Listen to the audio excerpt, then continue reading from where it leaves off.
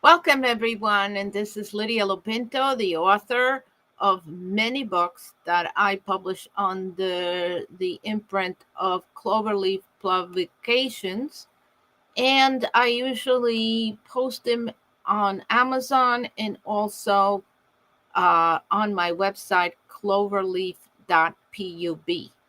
Okay.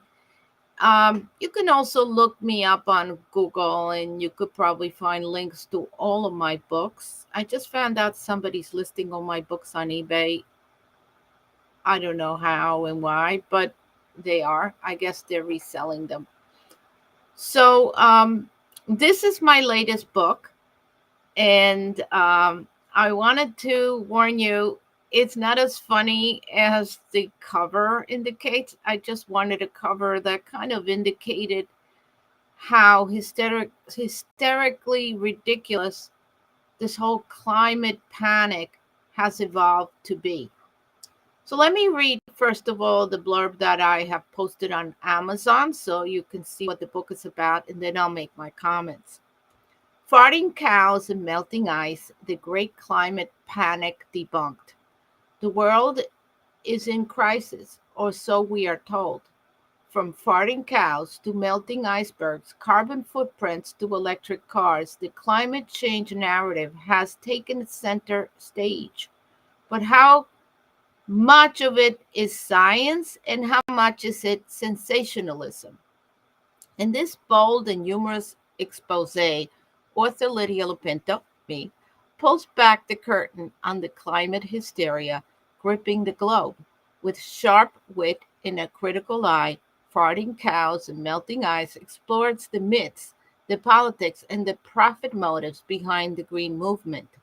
From the rise of renewable energy to the demonization of carbon dioxide, this book challenges the headlines and invites readers to rethink the settled science of climate change. Packed with surprising insights, hard hitting facts, and a touch of irreverence, this book is for anyone ready to question the narrative and laugh along the way. Whether you're a skeptic, a believer, or somewhere in between, farting cows and melting ice will leave you with plenty to think about and plenty to talk about. Okay? So that's the blurb I posted on Amazon. As you know, all of my books are posted on Amazon. And this is actually part of my innovative investigated voices group of books. I have several. So when you get to Amazon, you can click on the series that it belongs to, and you'll see all the books that are part of this series. I also have them on my website, cloverleaf.pub, which is basically a mirror of everything that's on Amazon. It's a way for me to keep track. And you'll see all my children's books. You'll see all my special reports like this. Um, and all of my novels, which are along the same themes. The novels are also about environmental uh, information and misinformation. As you know, I am an environmentalist, but my focus is on animal, wildlife, and making room for these creatures on this earth. I don't believe that we should also imprison these creatures in zoos and enslave them in any way. Um, and I think that we need to respect nature and we need to stop dumping all kinds of chemicals into the water and into the air. However, it seems that the climate narrative has taken over that idea of environmentalists and has overshadowed it so that now everybody's giving money to climate change research but no money on how to remove endocrine disruptors from the water, which is something I've been talking about for about 25 years now, since I used to work for the wastewater industry. So it seems that the politics of climate change is nothing but politics because there certainly seems to be no science behind the narrative. For example, I'll give you an example that's mentioned in the book, and an example that you've probably seen on videos around. They've asked in the Congress the people that make regulations about climate change and how that's going to affect our laws, how much carbon dioxide was actually in our atmosphere. And they said anywhere from 5% to 8%, which is amazing because the actual concentration of carbon dioxide is 480 ppm, which makes it 0.05%, or 100 times less than what they thought it was. Okay, so it's like you dropping ink into an Olympic-sized swimming pool of how much carbon dioxide is in the air. And the reason we have so little carbon dioxide in the air is because carbon dioxide is a very important part of our life cycle. Without it, you couldn't grow crops, because crops are grown basically using the carbon that is in the air. They grab the carbon and they turn it into carbohydrates. Carbon in a plant, or the material from a plant, does not actually come from the soil. It is not absorbing dirt to make a plant. It is absorbing carbon dioxide from the air to make the body of the plant, what you eat. In fact, you can prove it by growing your plants hydroponically, in which case they're grown in water. There's no carbon in the water, but they grow just fine just from the carbon in your air. I keep a hydroponic set of plants in my kitchen, and the more I cook, the better the plants grow, because you generate some carbon dioxide. The more people there are in the room, the better the plants grow, because they're absorbing the carbon dioxide that you exhale by living. Okay. So the people promoting the climate panic are completely misunderstanding the life cycle, or purposely misrepresenting it in order to profit. This book has an entire chapter on the scientists that have questioned the climate narrative, how these are silenced basically by extortion, and how they continue to post their research at great expense to their careers. And I only went through 40 of them, but there are literally hundreds and more than that, PhDs around the world that have basically debunked all of the narrative. But you only need, like myself, a chemical engineering degree to understand that this is a completely false narrative. Just looking at the concentrations of carbon dioxide being 0.05%, 500ths of a percent of 1%, or 480 ppm.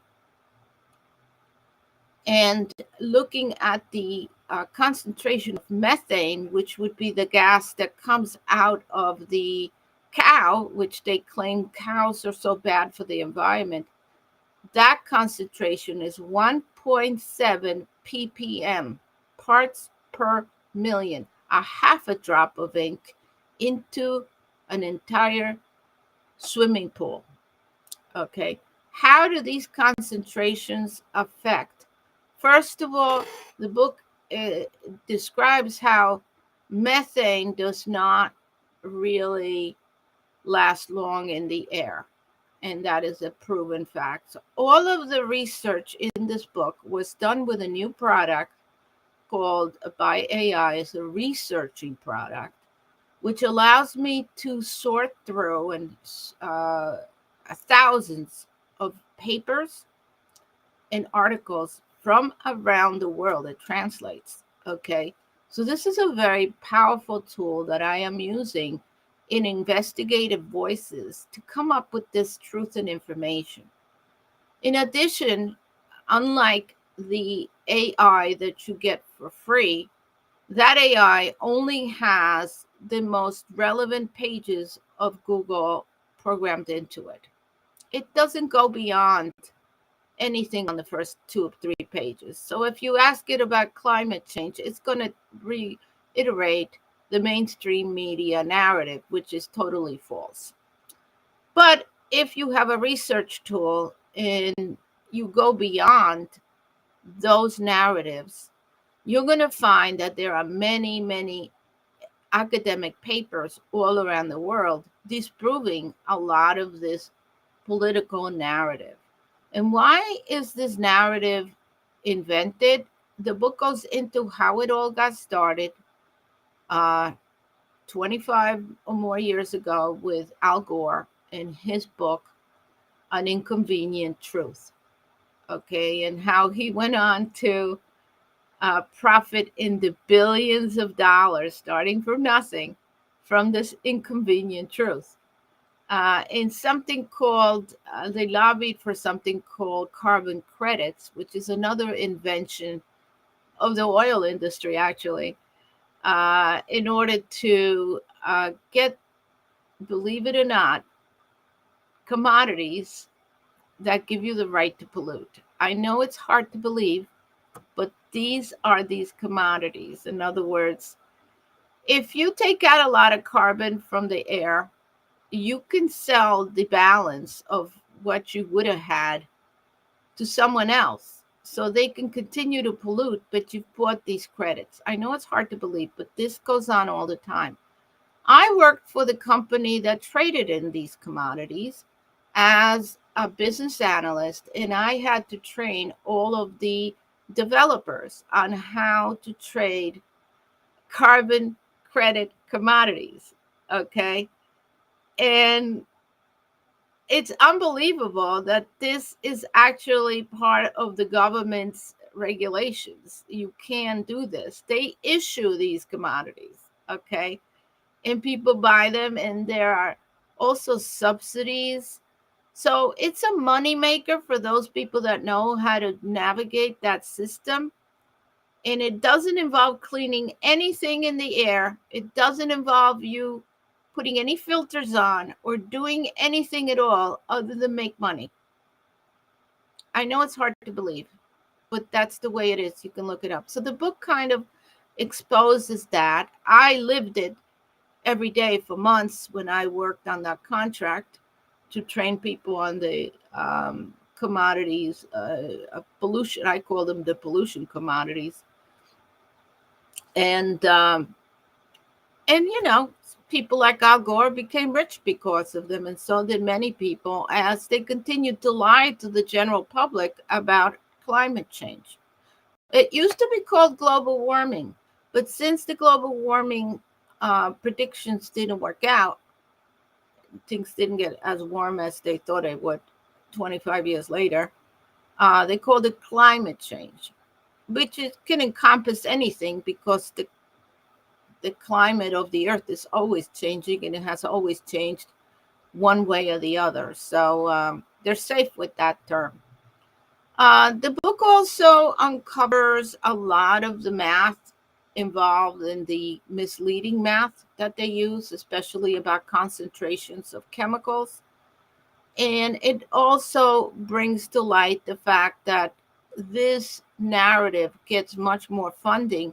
And so research related to actually cleaning water, actually cleaning the air, actually reducing emissions of other chemicals other than carbon from chemical plants and power plants is not being funded at the same rate or not at all. So that this is another loss in that we need to clean up those processes. The other thing that discusses is the incredible stupidity of people buying electric cars, thinking that they emit less pollutants, when in fact there are piles and piles of batteries that are discarded every day into landfills that are leaching deadly chemicals into the water, eventually ending up in the rivers and streams, in contaminating the fish. Okay, because it doesn't degrade. The battery material, the lithium and other metals in it, do not biodegrade. Um, it just doesn't. So the other thing that's wrong with that narrative is that it's not clean energy whatsoever, because you need a fossil fuel power plant to charge the batteries. So how is this helping at all? And it's inefficient when you transfer the energy from one state to the other. You charge the battery, now you lost energy. You transmitted the energy, so it's not. Um, they also don't talk about the fact that you can have clean burning fuel cars, and there's such thing as hydrogen cars, there's such thing as methane cars, which do not pollute as much and are more direct and more efficient and cheaper to run, hydrogen cars especially. So they don't even give you a chance to see that there are other alternatives to cars if you don't want to burn gasoline. And also the fact that gasoline engine combustion can be very clean if you use the right equipment. So all of this is not being communicated to people, because the most convenient thing is to sell the climate change narrative, which includes the fact that electric cars are cleaner than gasoline cars. Yet they're not. Clearly, they're not. They're more expensive and they pollute more. And they're powered by the same thing, because you have to plug them in to get electricity into those batteries, okay, to charge the batteries. That's a lie, but yet they continue with this lie. Um, they also tell you that windmills are a way to clean energy. Well, the number of windmills you need to equate a power plant is enormous and beyond anything we could afford, because you need many, many, many windmills. These windmills are made from a plastic material and metals and aluminum and other things that are expensive to mine and to process. And to process these materials, to shape them into a windmill, including the electronics inside and the generators inside of them and the oil that goes into lubricating these windmills, you end up spending more materials than actually the efficiency in energy output versus the materials we put in is very, very low. And you need hundreds of these. And putting these windmills in the ocean requires seismic testing. You have to drill into the bedrock. It's very, very expensive to build these windmills, and you need hundreds and hundreds of them. And they now have been proven to disrupt the marine life, in that there's so many of them that the animals get confused, not only by the fact that they are there in the way of their migration patterns, but they also make a lot of noise. Okay, the kind of noise that is repetitive and confusing to their communications. So windmills is another lie. It's not the answer to all our problems. We don't have enough money to put enough windmills to replace fossil fuel plants. And there are many other ways to generate power other than fossil fuels, including now new modern versions of nuclear plants that are safer and smaller. In fact, these plants are so good that Microsoft is using them for the purpose of powering the quantum computers they will need to expand their AI capabilities, because AI is a great program. I use it all the time. It has the power to research in minutes what it would take me months to research. It has the power of summarizing text and making sense out of it that I could not do. Okay, that's the power of AI. It doesn't write for you, it just does the research for you. Okay, it helps you with the research. It's like having hundreds of librarians helping you out. And this is how I can create these investigative voices reports, which are packed with information. So, yeah, I think that in order to run AI, they need quantum computers, which require a lot of cryogenics in order to cool them down, because they're made out of solid state materials. It's not a biological computer like what you have in your head, a brain. It's not. And in order for it to work as fast as it does, you need cooling, and you need lots of these computer units in order to make a brain. A brain as powerful as AI that processes thousands of requests um, in a quantum computer requires a lot of power and a lot of cooling. And that means they're going to install these mini nuclear power plants, which will power the computers and also power the cryogenics to cool them off. And that's being done right now. So, of course, climate change does not apply to this plan of theirs to expand AI, because they see the profit in it. Um, so, um, regardless of the funny image that I created also with AI, I'll tell you a funny story about AI, ChatGPT especially. It's ridiculous, really. Um, the book has a logo in it, which is a farting cow, which I created with AI, and it's cute and it's adorable, and I love it. And I put it in all the chapters as a logo, which all my books have a logo, and they also have images to illustrate each of the chapters. Uh, but when I came to doing the cover, which I had said I wanted a cow on top of an iceberg, and I asked it that it would be farting. It couldn't do it because fart was just a bad word. It couldn't do it. It's a child, really. It's a child. Um, so I said, but you did the logo before, and now you can't do this. Oh no, I can't do it. So I actually had to finagle the prompt to get this puff of smoke, but I couldn't get it to point exactly to the rear end of the cow. But we managed. We had a few trials.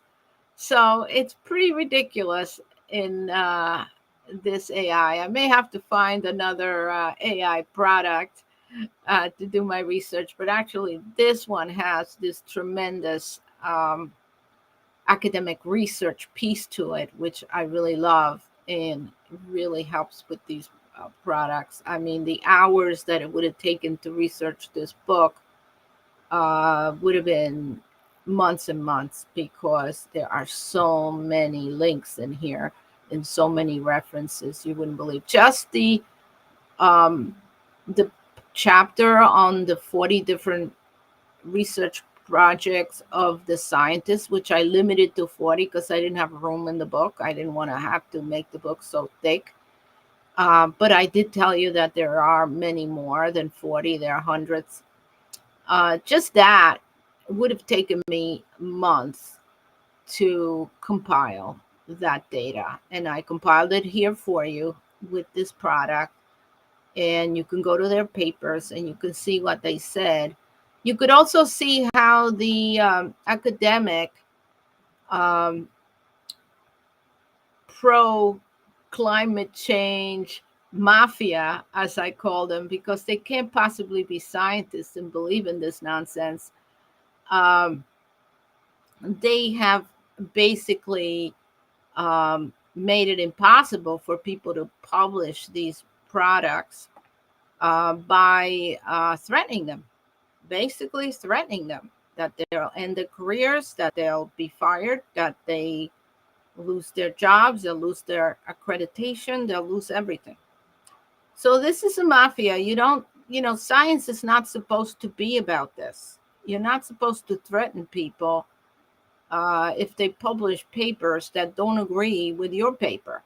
You're supposed to let them publish it and let people make up their minds. They weren't exactly challenging the other stuff. They found new information, which is very relevant information. I'll give you an example of some of the information that's been published lately that directly challenges the climate panic or the climate change narratives that have been going around for 25 years. They haven't changed the data for 25 years. They kept it secret for 25 years. So how can you even use it to do your own research if they keep it secret? Okay. For a long time, the ice core data was one of the fundamental ways in which they evaluated what the concentrations of gases were in the past. And they had ice core data going back hundreds of thousands of years. And they carefully measured the concentrations of carbon dioxide and methane and other chemicals inside those bubbles trapped in ice, which the ice was really trapped snow that was under high pressure turned into ice. You know that if you take snow and you make a snowball and you press it hard enough, it turns into ice. And we all know that. So the ice core was the compacted ice, and inside there were bubbles from the snow. And they dug a core and they kept it frozen, and then they went different lengths, and from the different lengths they knew approximately the time that these ice cores were formed, and they measured the concentration of the gases inside of those tiny bubbles. And that's how they claim they know that carbon dioxide was half what it is today, from 420 parts per million, or 0.005, to 300 parts per million. That's how they know. Well, of course, there are other methods that they use to try to, such as rings from trees and other methods as well. But the problem with ice core data is covered in the book. And to summarize, they've done experiments to show that carbon dioxide molecules and methane molecules will travel through ice, because ice is a crystalline structure. It's got voids in it. You don't see them, but there are voids in it, and those are big enough for these molecules to travel through. It's not packed. It's not like water that is just the molecules. It is an actual crystalline structure. That's why, for example, if you take water and you freeze it, it expands and will break the actual container. You don't put water in an ice in glass in your freezer, you're going to end up breaking the glass, because it expands as it freezes, because it's a crystalline structure. Okay, it forms itself into a pattern, and there are voids in it. So I put some pictures of this in it. I posted some pictures of this in other social media, that ice is crystals. Well, you all know about the crystals that form ice, So the gases actually pass through. And that's what they did the research on, to find out how long it takes for the gas that was trapped in the bubble to travel through. And this happens down to minus 80 degrees centigrade. So that's a lot. And it happens also with pressure. So they figured out that some of that carbon dioxide and some of that methane that they thought they measured in these old ice cores could have been a different concentration, because a lot of it has migrated out over time. All right. Well, try freezing Coca-Cola in your freezer, and when you melt it, yeah, the gas is all gone. It doesn't stay. Okay. So it flattens the soda. It's just an example. It doesn't mean that's the actual process, but it's an example. You instinctively know that if you freeze something, carbon dioxide doesn't hang around, it leaves. Okay. So they're talking about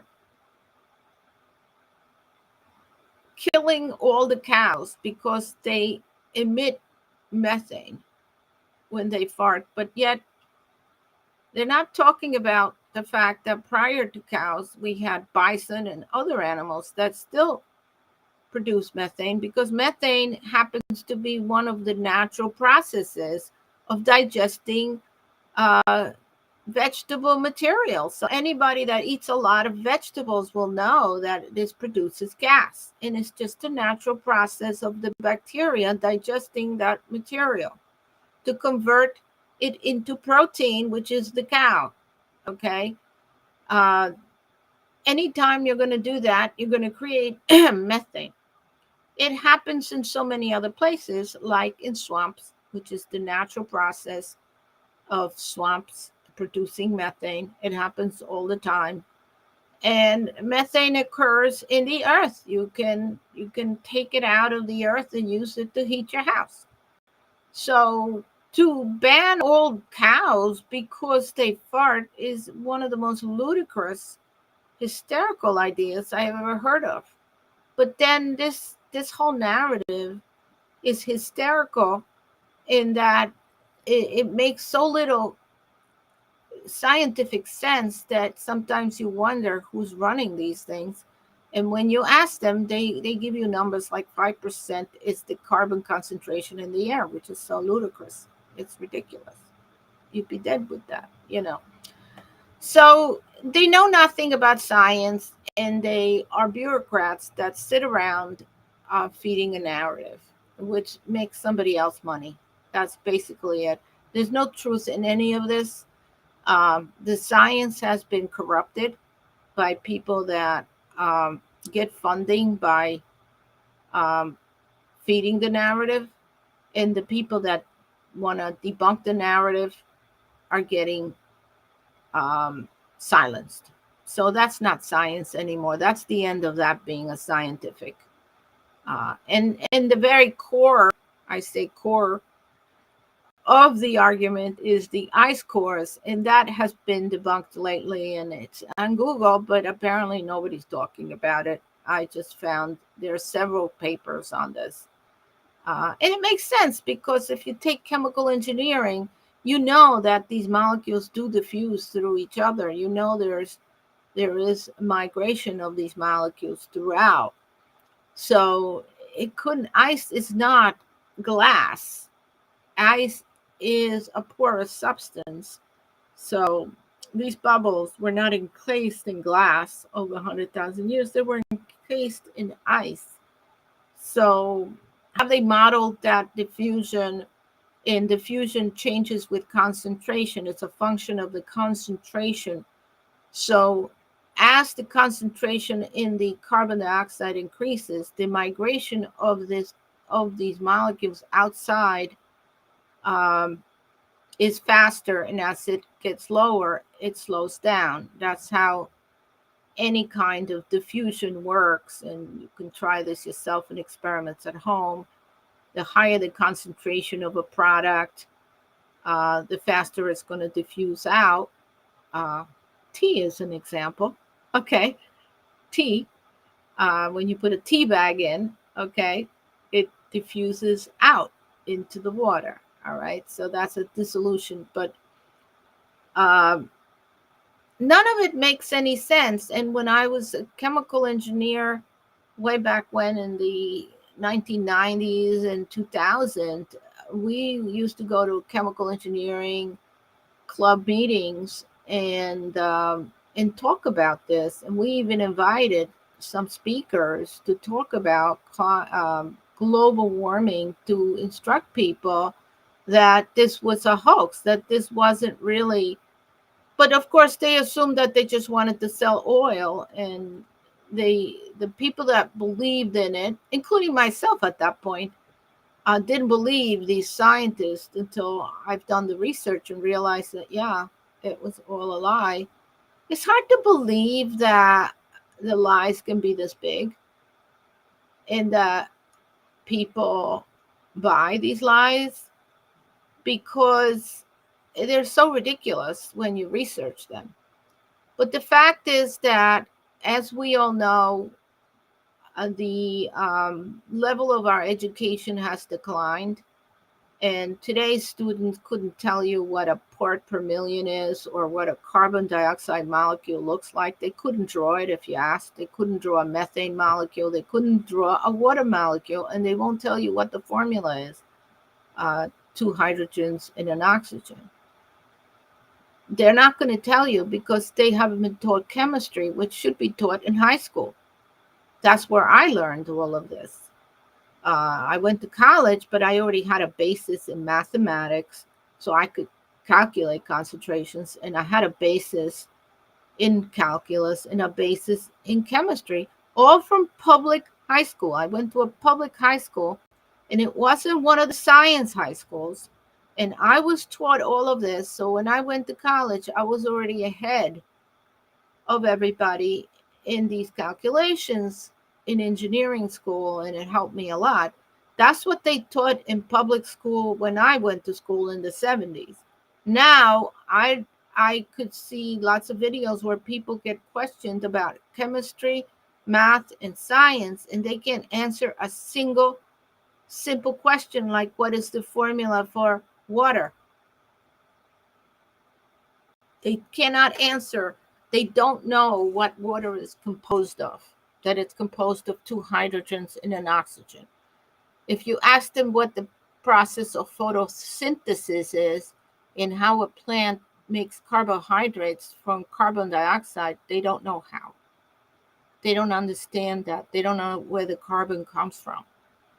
So, with this lack of education, it's easy to sell something like climate change to a group of uneducated people. And they will follow you like a cult because they have nothing else. They have learned nothing else.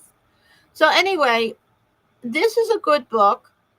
It, despite the funny cover, which I enjoyed making, uh, it's actually a well-researched book. I urge you to look it up. Farting Cows and Melting Ice will be easy to search on Amazon, but I will post the links below. Uh, it's on Amazon already on Kindle, and it's good as a reference because it gives you the lists of the scientists. You can get to their papers. You can find out what they challenged, and you can find out about the latest research, and you can find out about the concentrations of carbon dioxide. And if anything, and you're not familiar with this topic, it'll ease your mind that we're not ready to die because of climate change. Okay, it's gonna be fine. The earth will be fine. The earth is not going to be brought down by uh, climate change, or it's not going to be destroyed at all by plastic bags at all. The earth has been around forever as far as we're concerned, and it's fine. And we're not going to make a dent in it. We're not going to change it. Okay, it's going to be fine. We're going to be fine if we stop trying to outdo the earth, to think we can control the weather and think that we can control the earth. It's not. We're just riding along here. We should be careful about what we put into our environment. We should not be dumping all kinds of chemicals into streams where fish live that we are going to eat. That makes sense. We should not uh, be polluting our waters. We should not be polluting our air where we have to breathe because we have to breathe. That alone will stop climate change. And we should be careful of people selling snake oil, okay, because they're usually going to make money from the snake oil that they sell. Thank you very much, everybody, and I hope you look up this book. I will put some links on the live video streams, and I think on other posts I have put the link to Amazon. It's also going to be on my website. I'm just putting it up now. And I hope you enjoy the book. It's done a little bit tongue-in-cheek because it's too serious a subject not to laugh about it a little bit. But if you see the humor in the climate panic and then you read the data, you realize you've been lied to, but you're going to feel good anyway for learning the truth. Thank you very much. Bye-bye now.